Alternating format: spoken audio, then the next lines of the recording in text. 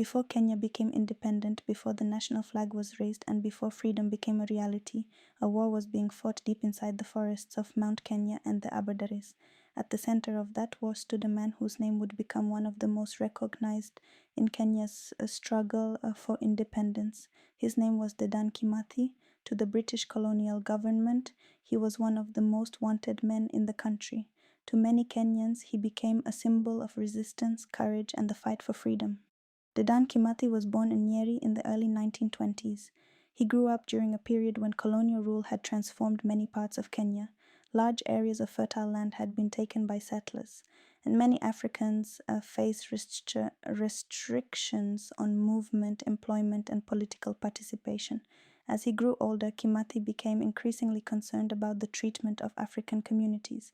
He witnessed the loss of land, growing inequality, and the frustrations of people who felt powerless within their own country. When the Mau Mau movement began to emerge in the 1950s, Kimathi joined the struggle.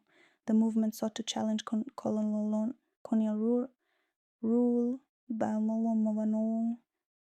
and reclaim land and rights that many Africans believed had been taken from them.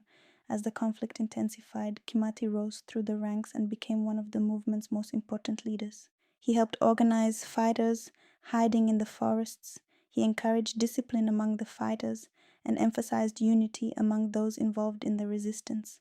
Life in the forest was extremely difficult. Food was scarce, supplies were limited, and British forces conducted military operations throughout the region. Fighters constantly moved from one location to another to avoid capture. Yet Kimathi refused to surrender. He wrote letters, issued statements, and attempted to inspire both the fighters and ordinary citizens. He believed that the struggle was larger than any individual and that future generations deserved to live in freedom. As the years passed, the British government intensified the efforts to capture him. Thousands of troops, police officers, and home guards participated in operations designed to break the resistance, but Kimathi continued to evade capture.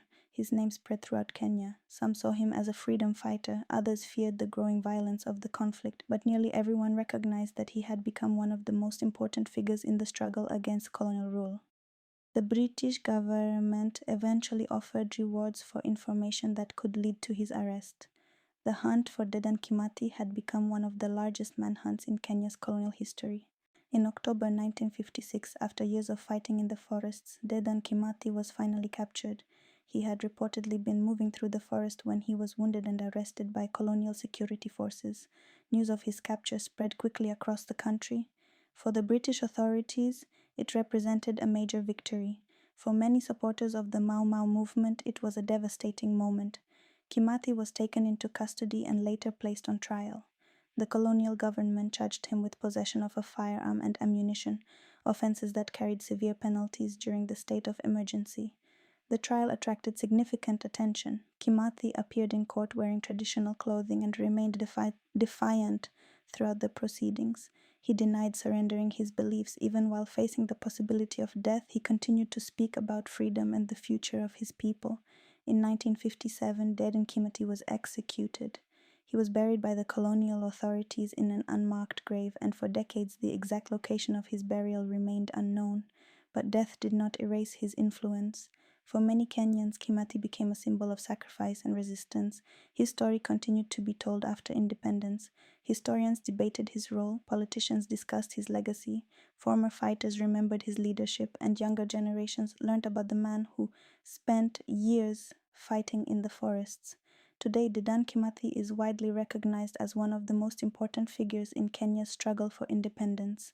Statues have been built in his honor, books have been written about his life, schools teach his story, and his name remains closely connected to the fight for freedom. The Mau Mau conflict itself remains a complex and sometimes painful chapter in Kenya's history.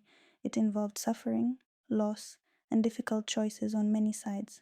But for many people, Dedan Kimathi represents something larger than war. He represents determination, he represents resistance, and he represents the belief that freedom is worth fighting for. Empires rise and fall.